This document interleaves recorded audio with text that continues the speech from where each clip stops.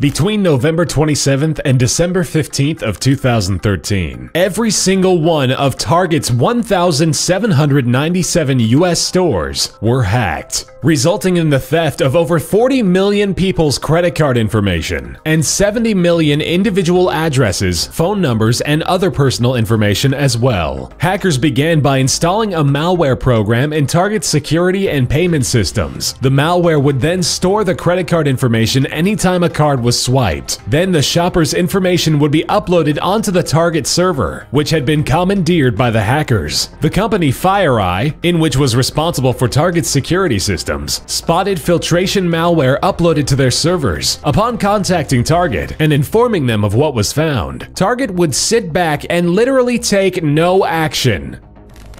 In 2011, Sony's PlayStation Network suffered an outage due to external intrusion, in which approximately 77 million accounts were hacked, resulting in the theft of the account's personal data. In an attempt to combat this siege, Sony locked out roughly 93,000 accounts, whose IDs were successfully ascertained during the digital assault. Sony would be subsequently criticized for its lack of security and hesitant action to the evidence they had. Sony had confirmed their systems had detected an unusually high number of failed login attempts. According to spokesman Sean Yoneda on behalf of Sony, the confirmed total cost of the outage to Sony, $171 million. The PlayStation Network was offline for 23 days.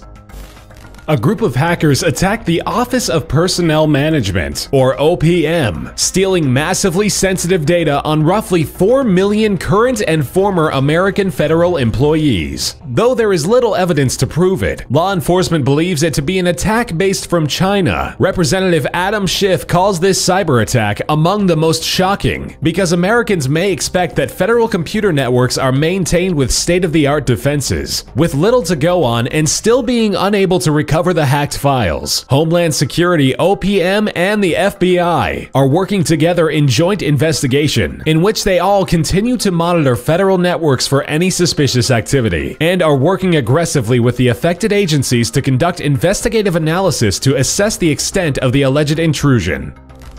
Ashley Madison is just like any other dating site, except for the fact that it's meant for cheating on your spouse and finding affairs. In July 2015, we learned hackers had almost their entire user database hacked, with millions of users, including many considered to be high profile, have now had their personal and private affairs broadcast for any and everyone to see. The group responsible had leaked more than 25 gigabytes worth of data, including in-depth user details, leading to public shaming. Patrons of the website are suing Ashley Madison for a combined total of $151 million due to damage of their home lives. Ironic if you ask us.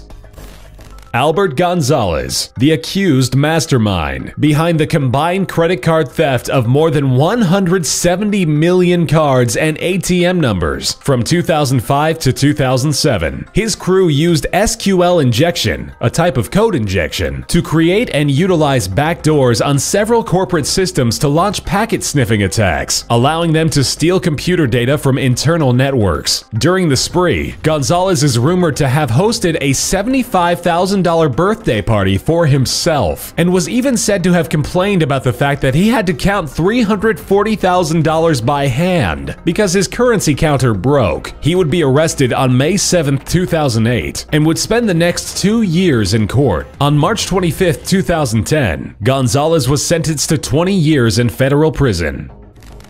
On March 26, 1999, Microsoft became aware of a macro virus on Microsoft Word, dubbed Melissa, that had affected a number of users and companies worldwide. The virus could affect any people who used Word with Outlook 98 or 2000 only. All other systems are not affected. The virus is delivered via email in an attached Word document. The message subject line was "Important message from person," and the body message was along the lines of, "Here is that document you asked for. Don't show anyone else." Upon opening the attached Word document, the macro virus became enabled, allowing it to send copies of the message to the first 50 contacts on that user's email account.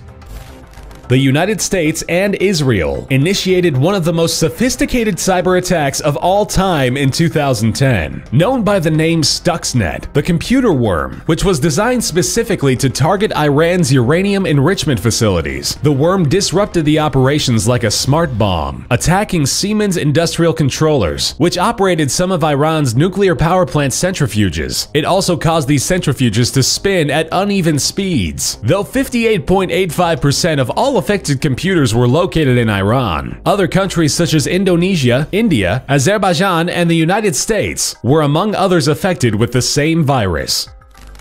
The networks of TJ Maxx and parent company Marshalls were hacked, and an unknown amount of customers' credit card information was stolen as a result. But analysts estimated that the information of at least 45 million credit and debit cards had been stolen. The major clothing retailer announced that hackers had accessed their network and had stolen the information, with potentially millions of customers being impacted and at risk. Spokespersons for the company said in a statement that the extent of the breach remains unknown. The reports offer evidence that the hackers and thieves were believed to have been silently pilfering private data for up to 3 years before any actions were even detected by the company in December of 2007. In 2014, a successful attack on Sony Pictures computer systems threw the entire studio into pandemonium. The hijacker's identity and motivation remain unclear, even with evidence surfacing to suggest it originated in North Korea. The hack did not siphon information, steal money, or even seem to profit from the information gathered whatsoever. This hack seemed to be purely to make life hell for Sony Entertainment and its employees. After news of The Interview, a movie about assassinating North Korean leader Kim Jong-un, the cyber terrorist demanded the studio not release the film, or shootings would occur in theaters across the nation. Sony would initially succumb to the demands, but would later release the movie digitally, regardless of the demands.